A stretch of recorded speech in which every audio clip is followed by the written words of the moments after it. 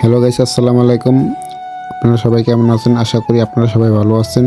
আপনাদের দোয়ায় আমি অনেক ভালো আছি। আজকে একটি নতুন ব্লগ নিয়ে চলে আসলাম। তো আপনাদের আপুকে বললাম রেডি হয়ে নাও, তোমাকে নিয়ে ঘুরতে বের হব। সেও রেডি হয়ে আমার সাথে ঘুরতে বের হয়ে চলে আসলো। আমরা হাঁটতেছিলাম, হাঁটতে হাঁটতে জাতীয় স্মৃতিসৌধের ভিতরে চলেই আসলাম। তো এখানে এসে দেখি অনেক মানুষের এত পরিমাণ চাপ যা বলার বাহিরে। তো ভিতরে ঢুকে দেখি প্রকৃতির যে একটা সুন্দর দৃশ্য, এটা দেখে মন অবশ্যই ভরে গেল। যে মানুষের যে চাপটা, ওটা আর কিছু মনে হয়নি তখন। আবহাওয়াটা অনেক ভালো ছিল। তো আপনাদের আপু ঘুরতেছে আর বলতেছে আমাকে কিছু ছবি তুলে দাও, আমাকে কিছু ছবি তুলে দাও। তো আমিও তাকে কিছু ছবি তুলে দিলাম। তাকে নিয়ে তারপরে পুকুরের কাছে চলে গেলাম। তো একটি পুকুর দেখে সে আবার দাঁড় হয়ে হাঁসের খেলা দেখছে আর আমাকে বলছে হাঁস এখানে কিভাবে আসলো।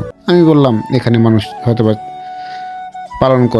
লালন পালন করে। তো বলা মাত্রই সে আল্লাহ হেসে দিল। সে আবার একটি ফুলের দেখে একটি বাচ্চাকে ডাকলো ফুল নেওয়ার জন্য। বাচ্চাটি আবার ভিডিও দেখে দৌড়ে পালালো, ফুল আর বিক্রি করলো না। তো আমরা আর কিনলাম না, চলে আসলাম স্মৃতিসৌধের সামনে। স্মৃতিসৌধটি একটু নিয়ে ঘোরাফেরা করে চিন্তা করলাম সন্ধ্যা হয়ে যাচ্ছে, আমরা একটু বের হয়ে যাই।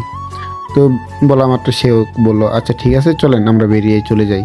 এখনও মানুষ বের হওয়া শুরু করছে, সন্ধ্যার পরে আবার এই জায়গাটা বেশি একটা নিরাপদ না। তো তখনই আজান দেওয়া শুরু করলো, সে মাথায় কাপড় দেওয়া শুরু করলো। কাপড় দিতে আমরা বাসে চলে আসলাম। বাসে উঠে বাড়ির সামনে এসে নেমে পড়লাম।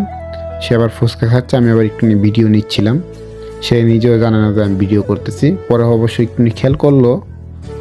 যাক, আর বেশি দূর না বাড়াই, আপনারা সবাই ভালো থাকবেন।